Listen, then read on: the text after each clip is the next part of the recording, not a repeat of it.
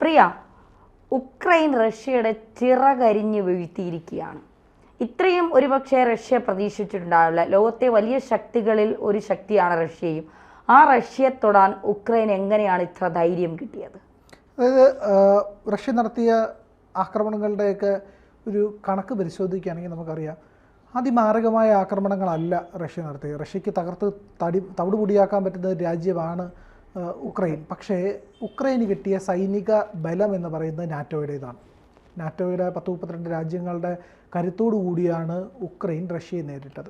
അതുകൊണ്ട് തന്നെ സ്വാഭാവികമായിട്ടും ഒരു കരുത്തൻ രാജ്യത്തോട്, ഇല്ലെങ്കിൽ ഈ ലോകത്തിൻ്റെ രണ്ടാമത്തെ സൈനിക ശക്തിയായ റഷ്യക്ക് തുല്യമായ തന്നെ മറ്റൊരു ശക്തിയോട് ഏറ്റുമുട്ടുന്ന അതേ തരത്തിലാണ് റഷ്യ ഇതിനെ നോക്കിക്കണ്ടത്. അതുകൊണ്ട് തന്നെ അതിമാരകമായ ആക്രമണങ്ങൾ ഇരുപക്ഷത്തു നിന്നും ഉണ്ടായില്ല. പക്ഷേ ഈ ഘട്ടത്തിലെത്തിയപ്പോൾ അതുണ്ടായി. റഷ്യ ഉക്രൈനെ തവിടുപൊടിയാക്കി എന്നുള്ളത് സത്യമാണ്. പക്ഷേ ഒരു സിവിലിയൻ ഡെത്തിലേക്ക് കാര്യങ്ങൾ കൂടുതൽ കടക്കുന്നതിനെ, അങ്ങനെ ഒരു അപകടം ഉണ്ടാവാതിരിക്കാൻ ഇരു രാജ്യങ്ങളും ഒരു പരിധിവരെ ശ്രദ്ധിച്ചിട്ടുണ്ട് എന്നുള്ളത് നമുക്ക് മനസ്സിലാക്കാൻ കഴിയും. പക്ഷേ എങ്കിലും ടോട്ടൽ ഡിസ്ട്രക്ഷൻ ആണ് ഉണ്ടായിരിക്കുന്നത്. അത് റഷ്യയുടെ ഭാഗത്ത് വളരെ കുറവുമായിരുന്നു. അങ്ങനെ ഒരു ഘട്ടത്തിൽ നിൽക്കുമ്പോഴാണ് ഉക്രൈൻ റഷ്യയ്ക്ക് മേൽ കനത്ത ഒരു ആക്രമണം നടത്തിയിരിക്കുന്നത്. ഇതുവരെയും റഷ്യ തിരിച്ചൊന്നും ചെയ്തിട്ടില്ല. ചെയ്യാനുള്ള ശേഷിയില്ലാത്ത രാജ്യമല്ല ഇന്ത്യ, റഷ്യ. പക്ഷേ റഷ്യ എന്തുകൊണ്ടാണ് ഇങ്ങനെ ഒരു സംയമനം പാലിക്കുന്നതെന്ന് വെച്ചാൽ അതിൻ്റെ വാർത്ത ഇന്ന് പുറത്തു വന്നിട്ടുണ്ട്. ആ വാർത്ത ഇങ്ങനെയാണ്. അതായത് സമാധാന കരാറിലുള്ള രൂപരേഖ ഇരു രാജ്യങ്ങളും കൈമാറി നിരുപാധിക വെടിനിർത്തലാണ് ഉക്രൈൻ ആവശ്യപ്പെട്ടിരിക്കുന്നത്. റഷ്യക്ക് ഉക്രൈനെ തകർത്ത് തരിപ്പണമാക്കാൻ പറ്റും. കാരണം കഴിഞ്ഞ ഒരു വെടിനിർത്തൽ കരാർ, ഒരു സമാധാന ചർച്ചയ്ക്ക് തൊട്ട് മുമ്പായിട്ടാണ് രൂക്ഷമായ ആക്രമണം ഉക്രൈന് മേൽ റഷ്യ നടത്തിയത്. റഷ്യ ഉക്രൈനെ തിരിച്ചടിക്കുകയും ചെയ്തു. ഈ ഇപ്പം പറയുന്ന ആക്രമണം ഏറ്റവും പേൾ ഹാർബർ ഓഫ് റഷ്യ എന്നാണ് അതിനെ വിശേഷിപ്പിച്ചിരിക്കുന്നത്. റഷ്യയുടെ പേൾ ഹാർബറാണ് എന്നുള്ളത്. അതിൻ്റെ പിന്നാലെയുള്ള കാര്യങ്ങളാണ് ഇപ്പോൾ ഡെവലപ്പ് ചെയ്തിരിക്കുന്നത്. അതായത് ഇരു രാജ്യങ്ങളും സമാധാന കരാറിനുള്ള രൂപരേഖ തയ്യാറാക്കി പരസ്പരം കൈമാറിയിരിക്കുന്നു. ഇസ്താംബുളിൽ നടന്ന ചർച്ചയിലാണ് ഈ കരാറിൻ്റെ ഒരു കരട് രൂപം ഉണ്ടാക്കിയത്. റഷ്യ തയ്യാറാക്കിയ രൂപരേഖ മാധ്യമങ്ങളിൽ കൂടെ വെളിയിൽ വിട്ടിട്ടുമുണ്ട്. നിരുപാധികമായ വെടിനിർത്തലാണ് ഉക്രൈൻ ആവശ്യപ്പെട്ടിരിക്കുന്നത്. റഷ്യ അവകാശമുന്നയിക്കുന്ന ലുഹാൻസ്ക്, ഡോണറ്റ്സ്ക്, സാപൊറ്റീഷ്യ, ഖേഴ്സൺ എന്നീ മേഖലകളിൽ നിന്ന് ഉക്രൈൻ പൂർണ്ണമായും പിന്മാറ്റം 30 ദിവസത്തിനുള്ളിൽ വേണമെന്ന്, സമയബന്ധിതമായി ഇത് നടപ്പിലാക്കണമെന്നൊക്കെയാണ് റഷ്യ ആവശ്യപ്പെട്ടിരിക്കുന്നത്. പിന്നെ അതുപോലെ തന്നെ സൈനിക നീക്കവും ഉക്രൈൻ മരവിപ്പിക്കണമെന്ന് റഷ്യ ആവശ്യപ്പെടുന്നു. യുദ്ധം ആരംഭിച്ചതിന് പിന്നാലെ റഷ്യയ്ക്ക് മേൽ ഏർപ്പെടുത്തിയിട്ടുള്ള നിരോധനം, ഉപരോധം, അതുപോലുള്ള കാര്യങ്ങളൊക്കെ പിൻവലിക്കണം. യുദ്ധത്തിൽ ഇരു രാജ്യങ്ങൾക്കും നാശനഷ്ടങ്ങളുടെ അവകാശവാദങ്ങൾ എഴുതി തള്ളണം. നയതന്ത്ര സാമ്പത്തിക ബന്ധങ്ങൾ പുനഃസ്ഥാപിക്കണം. ഇങ്ങനെയുള്ള കാര്യങ്ങളാണ് റഷ്യ മുന്നോട്ട് വച്ചിരിക്കുന്നത്. അപ്പോൾ റഷ്യ കുറച്ചുകൂടെ ഒരു മയപ്പെട്ട സ്ഥിതിയിലാണ് ഇപ്പോൾ ഉള്ളതെന്ന് മനസ്സിലാക്കാം. 30 ദിവസമെങ്കിലും പൂർണ്ണവും നിരുപാധികവുമായിട്ടുള്ള വെടിനിർത്തൽ വേണമെന്നാണ് ഉക്രൈൻ്റെ ആവശ്യം.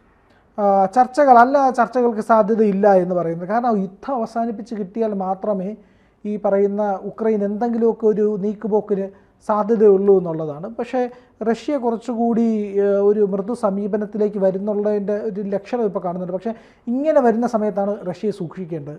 കാരണം സമാധാന ചർച്ചകളിലേക്ക് റഷ്യ തയ്യാറെടുക്കുമ്പോൾ ഒരു മാരകമായ അടിയങ്ങ് അടിക്കാറുണ്ട് റഷ്യ. അങ്ങനെ ഒരു അടിയിലേക്ക് പോയി കഴിഞ്ഞാൽ അത് ഉക്രൈന് താങ്ങാൻ കഴിയുന്നതാവില്ല എന്നൊരു നിരീക്ഷണവും കൂടുണ്ട്. കാരണം എന്തുകൊണ്ട് റഷ്യക്ക് വലിയ അപമാനമാണ് ഈ പറയുന്ന ആക്രമണത്തിലൂടെ, ഡ്രോൺ ആക്രമണങ്ങളിലൂടെ, ചാവേർ ഡ്രോണുകളിലൂടെ ഉണ്ടായിരിക്കുന്നത്. അത് FPV എന്ന് പറയുന്ന ഡ്രോണുകൾ ഉപയോഗിച്ച് നടത്തിയ ആക്രമണമാണ്. ഫസ്റ്റ് പേഴ്സൺ വ്യൂ എന്ന് പറയുന്ന ഒരു ഡ്രോണാണ്. അത് പറയുന്ന ഒരു ചാവേർ ഡ്രോണുകളാണ്. അപ്പോൾ ഇത് വെച്ചിട്ടുള്ള ആക്രമണമായിരുന്നു. ഇന്ത്യയുടെ കയ്യിൽ ഈ ഡ്രോണുകളുണ്ട്.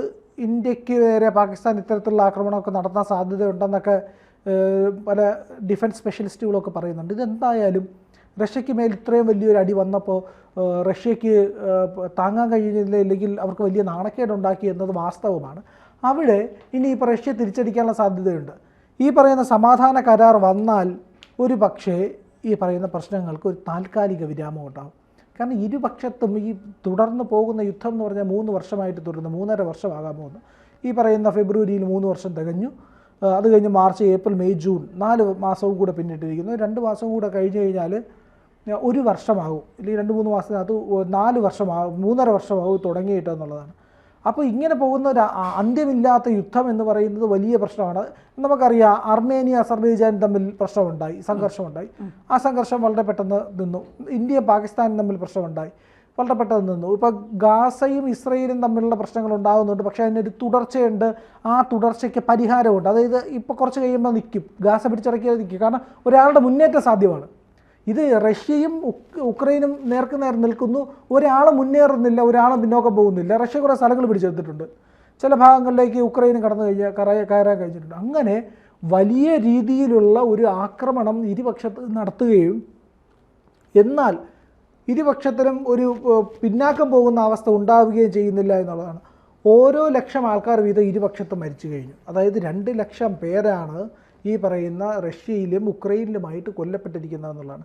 ഉക്രൈൻ മുന്നോട്ട് വയ്ക്കുന്ന ഈ സമാധാനവാദങ്ങൾക്ക് ഒരു ആവശ്യമെന്ന് പറഞ്ഞു കഴിഞ്ഞാൽ പരിക്കേറ്റ കുട്ടികൾ, മുതിർന്നവർ, പിടിയിലായ ആൾക്കാർ, ഇവരെല്ലാം റഷ്യ വിട്ടുകിട്ടണമെന്നുള്ള റഷ്യയുടെ കയ്യിൽ നിന്ന്.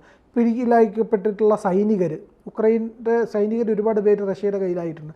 ആ സൈനികരെയൊക്കെ വിട്ടിട്ടുണ്ട്. അങ്ങനെ വലിയ രീതിയിലുള്ള സമാധാനത്തിന് മുന്നോടിയായിട്ടുള്ള ആവശ്യങ്ങൾ ഉക്രൈൻ മുന്നോട്ട് വയ്ക്കുന്നു. നിരുപാധിക വെടിനിർത്തൽ 30 ദിവസത്തേക്ക് സമ്പൂർണ്ണ വെടിനിർത്തൽ വേണമെന്നാണ് ഉക്രൈൻ ആവശ്യപ്പെടുന്നത്.